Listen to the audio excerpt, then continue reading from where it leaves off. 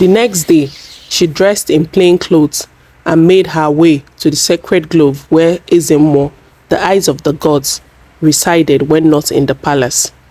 Many feared him. His eyes seemed to see through skin and soul, but Queen Ijoma walked with the strength of a mother wronged. Ezemo emerged from his hut before she could speak, as if expecting her. "Neze," he said solemnly, "your spirit is troubled." Queen Ijoma fell to her knees. "Wise one, I come not to question the gods, but to understand them. You call me mother of the king, yet they placed a daughter in my arm." Ezemo walked to her, placed a hand on her shoulder, and stared deep into her eyes. "I saw what the gods revealed. I did not speak in error. The child born of your womb that day was a boy." Queen Ijoma gasped, a sharp sob escaping her throat. "Then, what happened to him?" Ezemo turned his gaze to the sky. "Even the sun can be hidden when evil casts its shadows, but no lie lives forever. Go to the old midwife. Ask her about the rope of silence." Queen Ijoma bowed in gratitude and turned to leave, but his voice stopped her. "Do not confront too soon. Watch, listen. Truth grows like yam on the ground, but pushing upward." That evening, Queen Ijoma summoned the oldest midwife, Mama Nkem, under the guise of a wellness visit. As they sipped warm palm wine, Queen Ijoma leaned closer. "Mama, you have served this palace for over 30 seasons. I trust you with my life." The old woman smiled faintly, wrinkles deepening. "And I trust you, my queen," she responded. Then Queen Ijoma whispered, "What is the rope of silence?" The calabash in Mama Nkem's hand dropped to the floor. The color drained from her face. Her lips trembled. "Where did you hear that name?" "From the one who sees all," Queen Ijoma responded. Mama Nkem sighed, her voice hushed. "It is an oath taken with blood and bitter leaf. Once tied, the midwives involved can never speak of what they have done, not unless the rope is burned by fire and washed by truth." Queen Ijoma placed a hand on hers. "And if I find the rope, will they speak?" The midwife nodded, then whispered, "It is hidden in the shrine behind the royal betting chamber, under the third stone where fire never dies."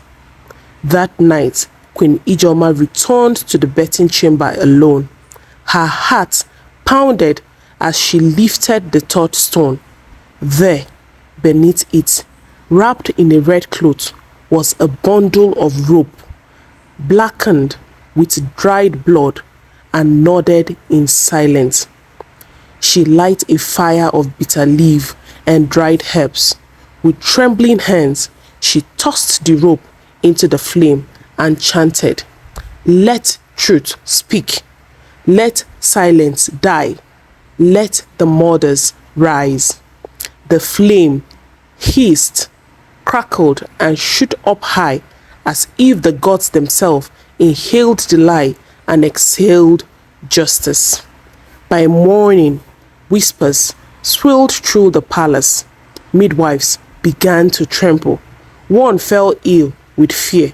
Another confessed in riddles. Queen Waneka grew restless. Her eyes dated whenever Onochie was near. She scolded him more fiercely, cursed the day he was born. And Queen Ijoma, she watched, she waited, she prepared. The palace stood on the edge of truth, and when it fell, it would fall like a thunder on a dry ground. The palace of Obuduocha was changing. Midwives who once walked with pride now avoided eye contact. Servants paused in silence when Queen Ijeoma passed. Even the king noticed the strange hush that clogged the palace like morning mist, but he said nothing. For Queen Ijeoma, every silence was a voice, every glance was a question, and every lie pulled her closer to the truth.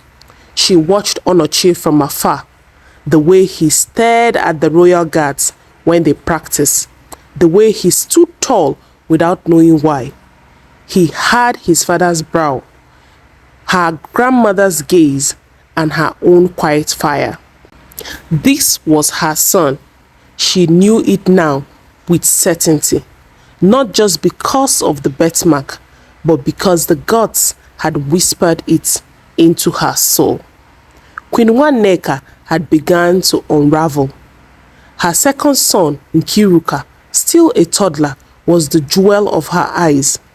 But her hatred for Onochie grew like a weed that choked every other emotion. She would lock him out of feasts, insist he sits by the guards' quarters. Once, she even claimed that he stole dry fish from the kitchen and demanded he be wiped. But the king intervened. "He is a prince, Nwanneka," he said, frowning. "He will not be flogged like a common thief." Her face turned cold. What she feared most was happening. Onochie was becoming everything a future king should be: noble, brave, wise, and it terrified her. As the unrest grew, the king sent word to summon Ezemo back to the palace. He had seen enough sign, strange dreams, tension among his wives. "Let us put an end to this madness at once." On the third night after the message was sent, Ezemo returned, dressed in black and red, his staff carved with the symbol of Ani, the earth goddess, and Amadioha, the god of justice. The king welcomed him with kola nut, alligator pepper, and a heavy heart. "Wise one, I feel my house slipping from my grip. There is a mystery eating at my throne. Speak the truth to me." Ezemo closed his eyes, touched his staff to the ground, and declared, "Then let Ibe be held. Let the truth be summoned before the ancestors." Ibe, the ancestral tribunal, was a sacred ritual where oaths were taken before the gods, and lies were revealed through fire, chant, and the wisdom of the earth priests. All parties were summoned: Queen Ijeoma, Queen Nwanneka, the 3 senior midwives, the 2 palace guards who were on night duty during the bath, and the 2 children, Onochie and Ugomma. They gathered in the sacred courts at dawn. The king sat under the Udara tree, the tree of kingship, his face carved in worry. The oracle stepped forward and placed a pot of white chalk in the center, surrounded by leaves of ugu and nchwang. "Those who lie today," he said, "will feel fire on their tongue. Those who speak truth will be protected by the ancestors." Each person was given a bitter root to chew before speaking, a root that burns lies from the mouth. One by one, the midwives were questioned, and one by one, they cracked. The youngest wept first. "We were told to switch the babies. Queen Nwanneka said it was the only way she would remain favored."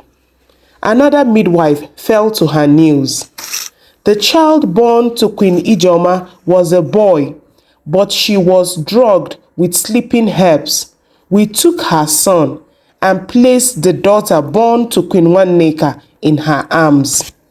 Silence swept through the courtyard. The king's eyes widened, his jaw tightened. He looked at Onochie, his son. He looked at Queen Ijoma, betrayed but dignified. Then he turned to Queen Waneka, who had gone pale, her lips trembling. "Is this true?" he asked, voice heavy with rage.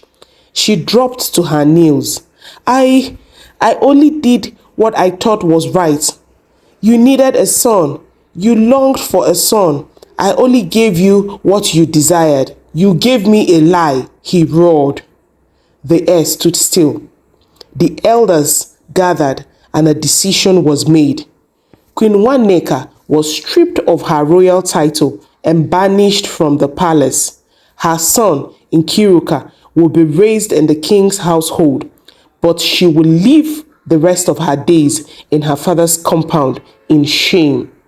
The midwives were sent to the shrine of Ekwensu to serve 7 years in purification.